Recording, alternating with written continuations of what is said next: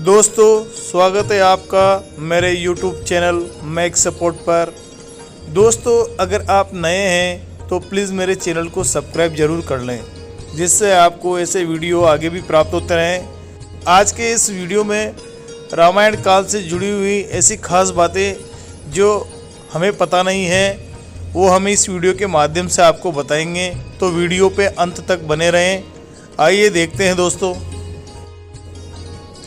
रामायण काल की 5 खास बातें जानकर चौंक जाएंगे आप। भारतीय इतिहास में रामायण और रामायण काल का संपूर्ण अखंड भारत पर गहरा असर हुआ है। रामायण काल से कई पुरातात्विक अवशेष आज भी मौजूद हैं। आइए इस वीडियो में देखते हैं रामायण काल की 10 खास बातें। रामायण काल का समय।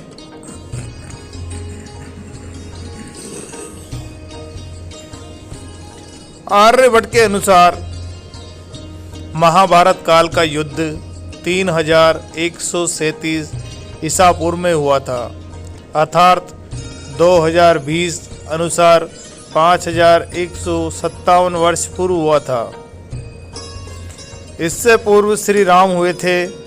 भगवान श्री राम का जन्म 5114 ईसा पूर्व चैत्र मास की नवमी को हुआ था, अर्थात 7134 वर्ष पूर्व भगवान श्री राम जन्मे थे। नए शोध के अनुसार सिंधु घाटी सभ्यता का प्रारंभिक काल भी यही था।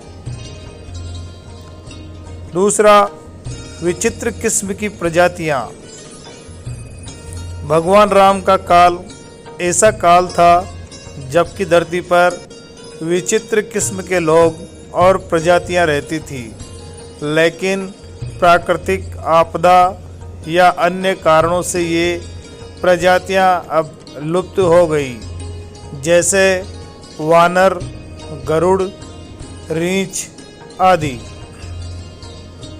माना जाता है कि रामायण काल में भी सभी पशु, पक्षी और मानव की काया विशालकाय होती थी। मनुष्य की ऊंचाई 21 फीट के लगभग तय थी। रामायण काल के मायावी लोग। रामायण काल में ऐसे कई मायावी असुर, दानव, वानर और राक्षस थे जो आश्चर्यजनक रूप से शक्तिशाली थे, जैसे माल्यवान, सुमाली, माली, रावण, कालनेमी, सुबाहु, मारीच, कुंभकर्ण, कबंध, विराट, अहिरावण, खर और दूषण, मेघनाथ, मैदानव, बलि आदि। ये सभी मायावी लोग रामायण काल में पैदा हुए। चौथा, रामायण काल के आविष्कार। रामायण काल में कई वैज्ञानिक थे, जैसे नल, नील, मैदानव, विश्वकर्मा, अग्निवेश, सुबाहु, ऋषि अगस्त्य, ऋषि वशिष्ठ, ऋषि विश्वामित्र आदि कई वैज्ञानिक थे। रामायण काल में भी आज के युग जैसे आविष्कार हुए थे। रामायण काल में नाव, समुद्र, जलपोत, विमान, शतरंज, रथ, धनुष बाण और कई तरह के अस्त्र शस्त्रों के नाम तो आपने सुने ही होंगे, लेकिन उस काल में लड़ाकू विमानों को नष्ट करने का यंत्र भी होता था। रामायण काल में विभीषण के पास दूर नियंत्रण यंत्र था, जिसे मधुमक्खी कहा और जो मोबाइल की तरह उपयोग होता था। लंका के 10,000 सैनिकों के पास त्रिशूल नाम के यंत्र थे, जो दूर दूर तक संदेश का आदान प्रदान करते थे। इसके अलावा दर्पण यंत्र भी था, जो अंधकार में प्रकाश का आभास प्रकट करता था। लड़ाकू विमानों को नष्ट करने के लिए रावण के पास भस्मलोचन जैसा वैज्ञानिक था जिसने एक विशाल दर्पण यंत्र का निर्माण किया था। इससे प्रकाश पुंज वायुयान पर छोड़ने से यान आकाश में ही नष्ट हो जाते थे। लंका से निष्कासित किए जाते वक्त विभीषण भी अपने साथ कुछ दर्पण यंत्र ले आया था। इन्हीं दर्पण यंत्रों में सुधार कर अग्निवेश ने इन यंत्रों को चौखटों पर कसा और इन यंत्रों से लंका के यानों की ओर प्रकाश पुंज फेंका, जिससे लंका की यान शक्ति नष्ट होती चली गई। एक अन्य प्रकार का भी दर्पण यंत्र था जिसे ग्रंथों में त्रिकाल दृष्टा कहा गया है, लेकिन यह यंत्र त्रिकाल दृष्टा नहीं था बल्कि दूरदर्शन जैसा कोई यंत्र था। लंका में यांत्रिक सेतु, यांत्रिक कपाट और जैसे चबूतरे भी थे जो बटन दबाने से ऊपर नीचे होते थे। ये चबूतरे संभवतः लिफ्ट थे। पांचवा, निर्माण कार्य।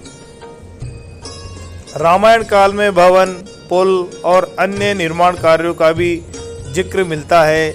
इससे पता चलता है कि उस काल में भव्य रूप से निर्माण कार्य किए जाते थे और उस काल की वास्तु एवं स्थापत्य कला आज के काल से कई गुना आगे थी। उस युग में विश्वामित्र और मयासुर नामक दो प्रमुख वास्तु और ज्योतिष शास्त्री थे। दोनों ने ही कई बड़े बड़े नगर, महल और भवनों का निर्माण किया था। श्रीमदाव वाल्मीकि रामायण कथासुर सागर में वर्णन है कि राम ने सेतु के नामकरण के अवसर पर उसका नाम नल सेतु रखा। इसका यह कारण था कि लंका तक पहुंचने के लिए बनाया गया पुल का निर्माण विश्वकर्मा के पुत्र नल द्वारा बताई गई तकनीक से संपन्न हुआ। महाभारत में भी राम के नल सेतु का जिक्र आया है। दोस्तों, वीडियो पूरा देखने के लिए आपको बहुत बहुत धन्यवाद। आपको वीडियो अच्छा लगा तो प्लीज़ वीडियो आगे शेयर करें तथा आप नए हैं तो चैनल को सब्सक्राइब करना ना भूलें। लाइक करें, कमेंट करें